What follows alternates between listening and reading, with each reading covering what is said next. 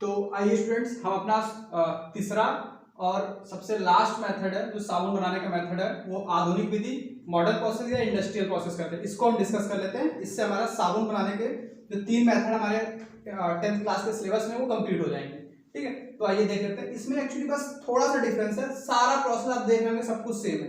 बस 2 डिफरेंस इसमें ये है कि हम शुरू में ही इसमें लाइव सोल्यूशन जो हमारा था NaOH या KOH का, उसको हम शुरू में नहीं मिलाते, सबसे लास्ट में मिलाते हैं।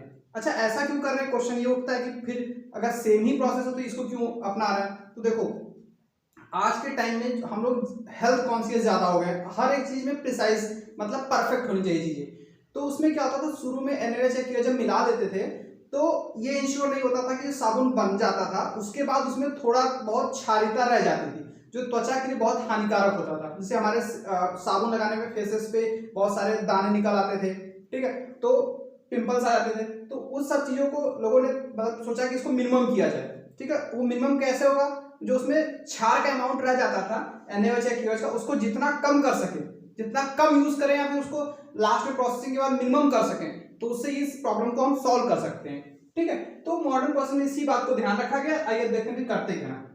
तो हमारा जो सबसे इंपॉर्टेंट बेसिक कंपोनेंट वो तो लेंगे ही, ऑयल या फिर फैट लिए हैं, उसके साथ वाटर मतलब उसका सॉल्यूशन ले लिया। ठीक है, दोनों को मिक्स किया है और यहाँ पे हम ट्रीट कर रहे हैं जिंक ऑक्साइड के साथ ट्रीट करते हैं या फिर डाइल्यूट H2SO4 के साथ ट्रीट कर रहे हैं। अब क्वेश्चन उठता है ऐसा क्यों ट्रीट कर रहे हैं? ट्रीट इसलिए कर रहे हैं बिकॉज ये वाटर को एब्जॉर्ब कर लेते हैं, एक्सेस अमाउंट ऑफ वाटर को एब्जॉर्ब कर लेंगे और ये आपस में, ठीक है, और ये जो होता है एसिडिक इफेक्ट देता है ना। जैसे आपने कभी अल्कोहल की रिएक्शन पढ़ी होगी, तो इसमें क्या होता है, वो वाटर को एब्जॉर्ब कर लेता है और अल्कोहलिक रिएक्शन देता है। तो वहां पे आप छोड़िए, उस रिएक्शन की जरूरत नहीं है, बट यहाँ पे ऑयल और फैट है, डाइल्यूट H2SO सल्फ्यूरिक एसिड के साथ ट्रीट कर रहे हैं। इसमें टेम्परेचर आप ध्यान रखिए 250 डिग्री सेंटीग्रेड अप्रॉक्स होता है। ठीक है, 230 डिग्री सेंटीग्रेड से 250 के बीच का टेम्परेचर रखते हैं हम इसमें। ठीक है, इतना ही टेम्परेचर होता है। और जो एटमॉस्फेयर भी, एटमॉस्फेरिक प्रेशर जो हमारा यूज होता है वो 40 to 45 ATM पे यूज करते हैं। ठीक है, ये इनके साथ जब मिक्सअप होता है, ठीक है ना, तो इसके साथ मिक्सअप होने के बाद जो प्रोडक्ट देता है हमारा, वो ग्लिसरॉल और फैटी एसिड देता है। ग्लिसरॉल आपको याद होगा, स्टार्टिंग में साबुन डिफिनीशन जहां मैंने लिखवाया था वहां पे ग्लिसरॉल मैंने लिख के दिखाया था, तो आई होप कि आपको याद होगा, फिर से एक बार लिख देता हूँ। और लिखने का पैटर्न भी मैंने आपको बताया था। ठीक है, ये ग्लिसरॉल है, ठीक है, ये बनता है, ये पूरी चीज ग्लिसरॉल बनता है plus fatty acid. Fatty acid में वही था, फिर से मैं लिख दूं C17H35COO, यहाँ पे H लगा दिया तो वो एसिड है, अगर Na या पोटेशियम लगा देता तो उस फैट का सॉल्ट बन जाता। ठीक है ना। अब देखिए, अब हम क्या कर रहे हैं, हमारे पास ग्लिसरॉल प्लस फैटी एसिड है, हमको क्या चाहिए, फैटी एसिड। मेन सोप क्या होता है, सोप तो इसी से बनता है ना। तो अब हम क्या करेंगे, लो प्रेशर पे इसको सेपरेट आउट कर लेंगे, मतलब जिससे हमको जो हमारा सोप बने ना वो प्योर बने, इसलिए उसमें ग्लिसरॉल का अमाउंट ना रह जाए। अच्छा, ग्लिसरॉल क्या प्रॉब्लम करता है? ग्लिसरॉल की वजह से चिकनाई बहुत ज्यादा होती है ना, तो क्या होता है, सोप जो प्रॉपर काम नहीं कर पाता है, मतलब क्लीनिंग, जो क्लीनिंग प्रॉपर्टी है उसकी कम हो जाती है। तो यहाँ से ग्लिसरॉल सेपरेट कर देते हैं और इसको हम फैटी एसिड को निकाल लेते हैं। अब हमारा जो फैटी एसिड हमारे पास है वो प्योर फॉर्म में है। अब इसमें हम क्या करेंगे, NaOH KOH का ट्रीटमेंट कर देंगे।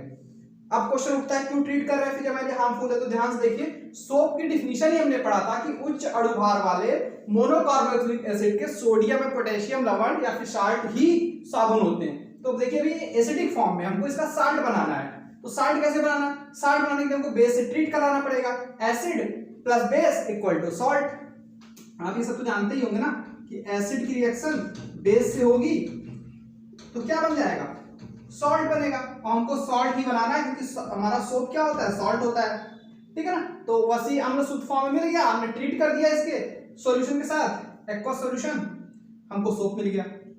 फाइनली हमारा सारी तीनों विधियां हमने डिस्कस कर ली हैं और इसमें कोई फिगर इन्वॉल्व नहीं है, बस ये मेन मैकेनिज्म इन्वॉल्व है। ठीक है ना, ये मैकेनिज्म।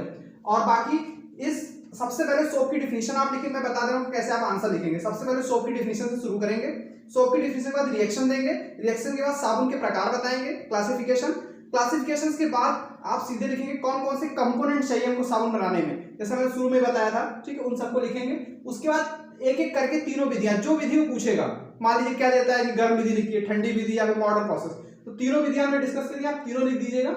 उसके बाद लास्ट चीज है, एक मैं डिस्कस करूंगा दोनों में डिफरेंस, सॉफ्ट सोप और हार्ड सोप में दो डिफरेंस के टेबल कंपेयर में करा दे रहा हूं जिससे आप लोग को इजी हो। आप इसको नोट डाउन कर लीजिए, बस वो लास्ट टॉपिक होगा। उसके बाद एक टॉपिक सोपेनिफिकेशन में रह जाता है, मिसेल्स क्या होते हैं, मिसेल्स बता दूंगा और डिटर्जेंट, दो टॉपिक अभी और है, ठीक है, आप इसको नोट डाउन कर लीजिए।